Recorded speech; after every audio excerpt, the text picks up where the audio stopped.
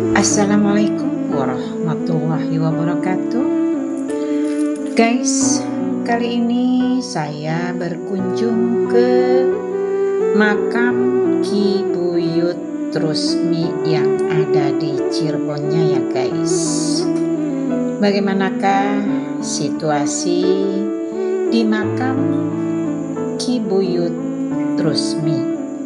Oke guys, kita mulai saja ya. Selain dikenal sebagai sentra batik di Cirebon, daerah Trusmi juga dikenal dengan situs bersejarahnya, yakni situs Keramat Ki Buyut Trusmi yang terletak di Desa Trusmi Wetan, Kecamatan Pleret, Kabupaten Cirebon. Sebagai tempat yang menjadi makam tokoh penyebar agama Islam, situs Ki Buyut Trusmi memiliki keunikannya tersendiri. Dengan dikelilingi oleh tembok batu bata merah, area situs Ki Buyut Trusmi memiliki luas sekitar 8.000 meter persegi. Di dalamnya, situs Ki Buyut Trusmi memiliki beberapa bagian, dimulai dari bagian depan yang terdapat alun-alun dan juga gapura candi pentar yang bertuliskan situs Keramat Ki Buyut Trusmi. Setelah melewati gapura, pengunjung akan masuk lewat pintu situs yang diberi nama Gerbang Kori Agung.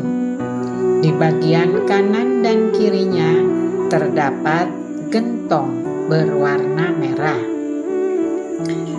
Sebelum masuk, pengunjung diharuskan untuk melepaskan alas kaki terlebih dahulu. Masuk ke dalam, terlihat pendopo atau balai yang menjadi tempat menerima tamu. Pendopo tersebut dibuat dengan atap yang menggunakan ulit atau ilalang. Ulit atau ilalang yang menjadi atap dari beberapa bangunan di Trusmi akan diganti dalam tradisi yang disebut dengan memayu Ki Buyut Trusmi. Terlihat juga sebuah masjid keramat yang menyatu dengan area situs. Di bagian luar masjid terdapat padasan berwarna merah yang terbuat dari tanah liat. Padasan tersebut digunakan untuk pengunjung yang ingin berwudu. Tidak jauh dari padasan terlihat sumur keramat yang dilindungi dengan bangunan berwarna putih. Konon sumur keramat tersebut adalah mata air pertama di Trusmi. Di area masjid terdapat beduk mimbar dan soko guru yang memiliki motif daun dan bunga. Di bagian belakang masjid ada bangsal witana yang menjadi tempat sholat yang pertama kali dibuat oleh Ki Buyut Trusmi. Tepat di samping witana terdapat sebuah kolam dengan kedalaman mencapai 7 meter yang disebut dengan Pakulahan. Kolam tersebut dikelilingi oleh bata merah dan diberi papan peringatan agar berhati-hati.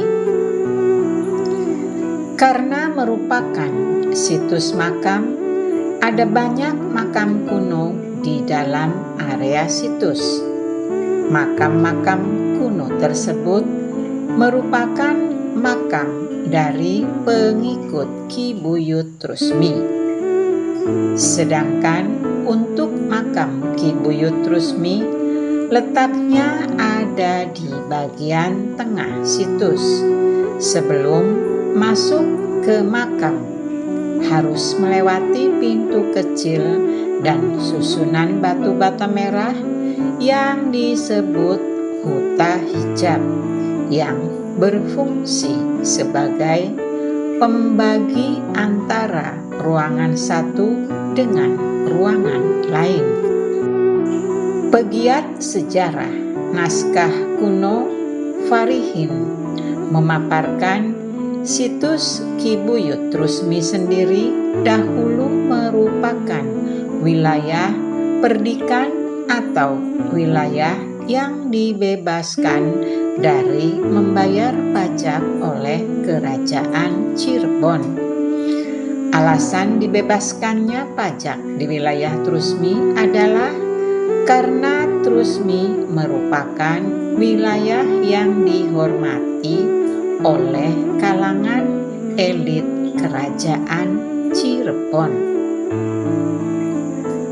Keberadaannya sangat dihormati oleh kalangan elit Istana Pakungwati karena wilayah itu terafiliasi dengan keturunan Pangeran Cakrabuana. Selain itu, salah satu anak Sunan Gunung Jati yang pertama juga mendiami Trusmi, yang disebut Pangeran Mangkurat Sari Trusmi, yang kelak menurunkan keluarga Syekh Tolha Kalisapu. Tutur Farihin belum lama ini.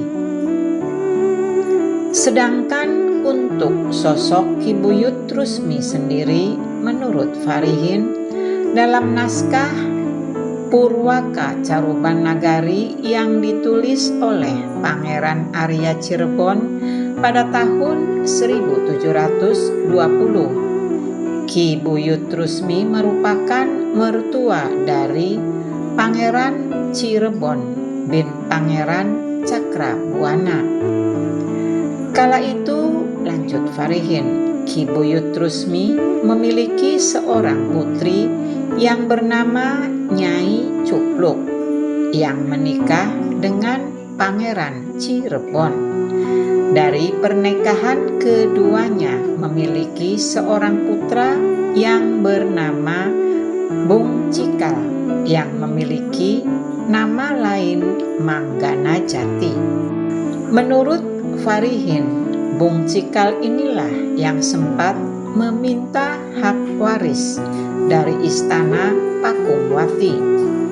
Setelah wafatnya Gunung Jati, dalam cerita masyarakat lokal, sosok Bung Cikal inilah yang sempat meminta hak waris saat Istana Pakungwati ditinggal wafat oleh Sunan Gunung Jati.